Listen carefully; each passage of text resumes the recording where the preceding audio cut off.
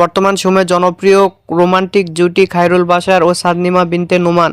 দিন দিন বাংলা নাটকের জনপ্রিয়তা বেড়েই চলেছে। সেই ধারাবাহিকতায় আবারও নতুন নাটক নিয়ে হাজির হয়েছেন জনপ্রিয় এই জুটি।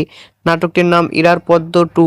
এই নাটকটিতে অভিনয় করেছেন বর্তমান সময়ের আলোচিত অভিনেতা খায়রুল বাশার ও আলোচিত অভিনেত্রী সাদনিমা বিনতে নোমান।